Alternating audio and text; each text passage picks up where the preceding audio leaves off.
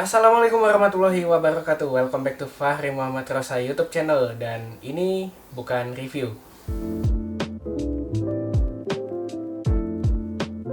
Ya, jadi di bukan review kali ini gue mau nyeritain sebuah handphone yang selama setengah tahun terakhir ini jadi daily driver gue. Ini dia.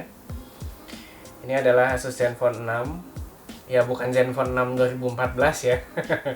Jadi kan Asus tuh pernah ngeluarin Zenfone 6 tuh yang di tahun 2014 bareng nama Zenfone 5 sama Zenfone 4 kan yang pakai Intel. Bukan itu. Ini Zenfone 6 2019 atau disebut juga sebagai Asus ZS630KL. Nah, ini udah jadi daily driver gua selama setengah tahun kurang lebih ya, dari bulan Maret 2020. Kebetulan waktu itu gue belinya second, pemakaian sebelumnya itu baru 2 bulan gitu. Harga resminya ini 6.999 atau 7 juta kurang 1.000.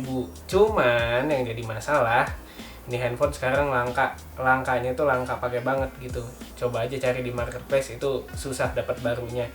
Kalaupun ada itu biasanya akan di atas 7 juta, bahkan ada yang jual sampai 8 jutaan gitu.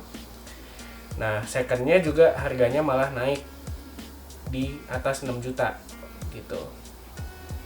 Waktu itu gue belinya ya yang pasti di bawah 6, bukan di bawah 6 juta ya, ya sekitar 6 juta tapi nggak 6 juta yang tinggi banget gitu. Nah, tapi sebelum gue ceritain lebih lanjut, buat kalian yang belum subscribe, boleh di subscribe dulu channel gue dan jangan lupa aktifin lonceng notifikasinya biar kalau ada update video baru dari gue kalian langsung dapat pemberitahuan. Oke, kita langsung aja kita lihat isi kotaknya. Gue mau ceritain kotaknya dulu. Ini kotaknya kayak gini, warna hitam. Handphonenya juga warna hitam ya. Ini kotaknya warna hitam, terus ini ada tulisan angka 6 nih gede di depan. Kenapa gue tahu? Karena ini angka 6-nya agak-agak timbul ya, jadi masih bisa keraba gitu. Kotaknya kayak gini. Dan entah kenapa gue selalu suka kotak-kotak handphone flagship. Ya walaupun ini nggak flagship banget sih ya, flagship killer kali. Kenapa gue selalu suka? Karena bahannya ini loh, padat. Kalau kotak-kotak handphone yang biasa kan ya udah kertas gitu doang, dan maksudnya kardus gitu doang, dan kadang-kadang teksturnya tuh ngelewer gitu. Tapi ini solid gitu. Tuh. Kita buka. Nah, ini ada kotak kecil lagi. Isinya ada hard case. Nah, ini hard case-nya nih. Nih, hard case-nya kayak gini. Cuman gua nggak pakai. Nih, hard case transparan gitu ya. Gue nggak pakai karena emang ya gue kurang suka pakai case aja sih. Terus ini ada buku-buku petunjuk gitu, manual book, terus ada kartu garansi segala macam, terus ini ada nota pembelian dari waktu barunya gitu ya. Jadi ini ketika barunya harganya tuh 6,9. Si pembeli awal ini beli dengan harga 6,9. Terus di kotak kecil ini juga ada SIM ejector di sini. Masih tertata dengan rapi karena emang gue seneng aja gitu kalau dapat handphone rapi. Ini plastik pembungkus handphonenya. Tuh masih lengkap. Terus di sini di dalam ini ada headset, earphone maksud gue. Earphone bawaan, terus ada eartip cadangannya juga tapi nggak gue pakai. Karena gue ada earphone lain. Terus chargernya udah gue keluarin karena gue pakai. Ini chargernya ini, ujungnya USB Type C 18 watt, udah quick charge ya. Oke, kita rapiin dulu kotaknya. Dan handphonenya ini dia. Nah, kita ceritain ininya dulu deh, apa namanya, desainnya ya. Jadi desainnya ini depan belakang kaca ya, ini warna hitam. Sebenarnya ada yang warna silver, cuman ya gue dapetnya warna hitam. Ini depannya Gorilla Glass 6, belakangnya Gorilla Glass 3, sama-sama kaca. Terus di depan ini layar 6,4 inch IPS Full HD. Jadi belum AMOLED ya, masih IPS. Tapi IPS-nya Asus tuh kalau kata yang lihat sih oke gitu. Warnanya tuh asik keluar gitu. Nggak burik lah gitu. Dan ini nggak ada notch. Nggak ada notch atau poni-ponian karena nanti gue ceritain kenapa.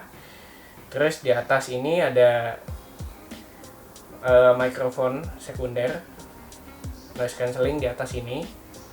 Terus di sini ada speaker kedua, ya ini dia udah stereo, nanti gue ceritain.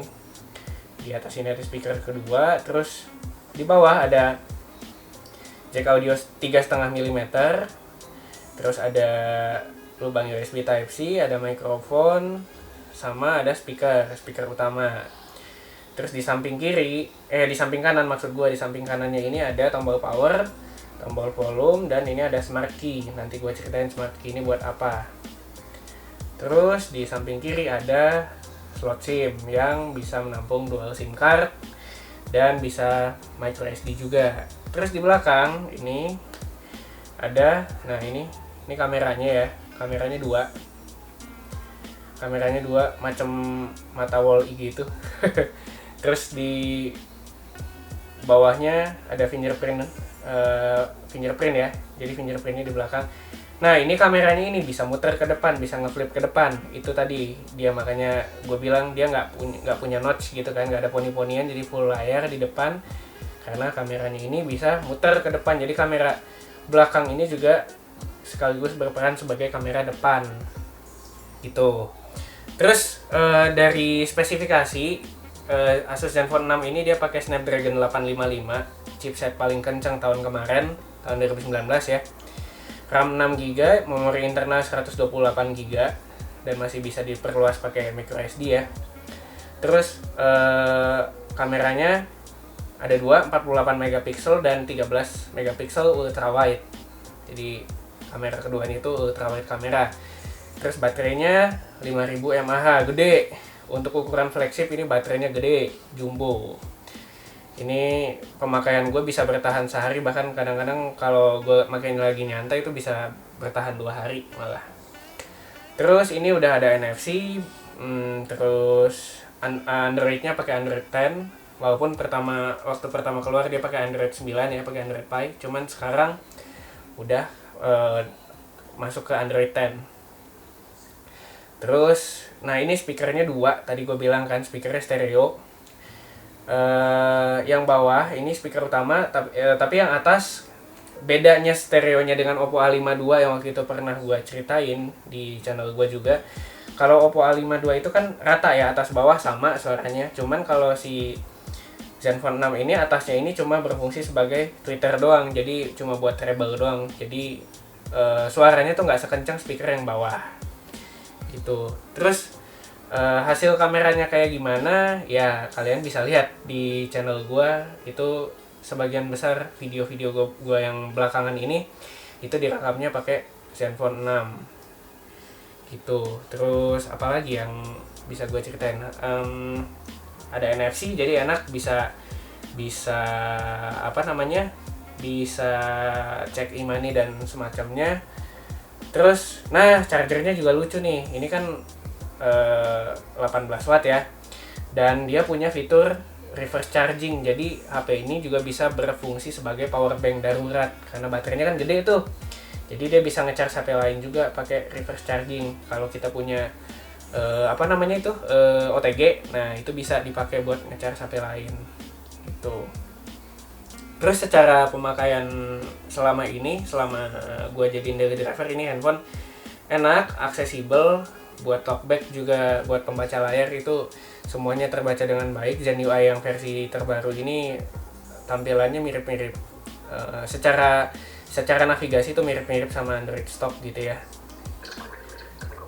Nah ini contohnya, ini kayak ya, ini gue navigasi enak banget, snappy banget, buat ngetik juga enak, pokoknya semuanya enak. Angkat telepon gampang, pokoknya nggak ada kendala lah di handphone ini gitu.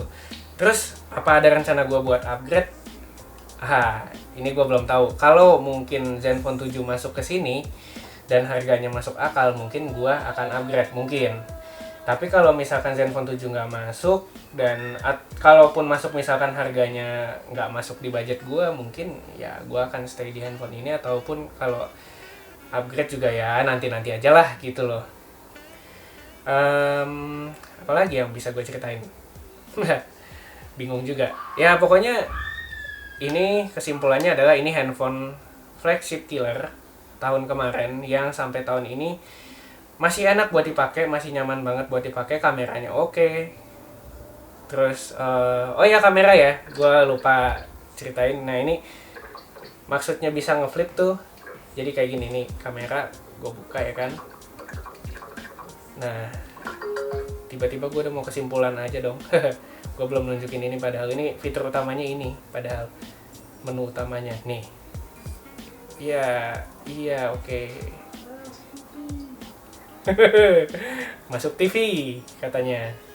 Terus gue balikin lagi ke belakang, yo ke depan. Nah, dan kalau kita bikin video ini kameranya bisa nge-track gitu, jadi bisa diputar pelan-pelan gitu dari depan ke belakang atau dari belakang ke depan, bisa kayak gitulah. Nah ini kelebihan kameranya yang mungkin di HP-HP lain nggak ada nih kamera kayak gini. Ada sih, cuman kayak jarang gitu. Nah ya gitulah kurang lebih. Nah jadi kesimpulannya, nah balik lagi kesimpulan ya. Kesimpulannya handphone ini masih enak buat dipakai sampai tahun 2020. Gue masih puas banget sama performa dari handphone ini. Cuman kalau buat kalian yang pengen punya handphone ini, mungkin nyarinya harus agak perjuangan dikit. Bukan perjuangan dikit sih, emang berjuang banget, karena emang stoknya udah langka banget. Kalaupun ada tuh harganya gila-gilaan gitu. Jadi buat kalian yang pengen punya Zenfone 6 di tahun 2020, gua ucapkan selamat berjuang deh. Yaudah segitu aja cerita dari gua. Dan ingat sekali lagi, ini bukan review, jadi kalian jangan berharap dapat info yang sangat dalam dari video ini. Ini cuma cerita gua selama gua pakai si Zenfone 6 ini sebagai daily driver gua. Dan oke, segitu aja. Like kalau kalian suka video ini, dislike kalau nggak suka, dan share ke teman-teman kalian kalau menurut kalian video ini bermanfaat. Dan sampai jumpa di video-video berikutnya.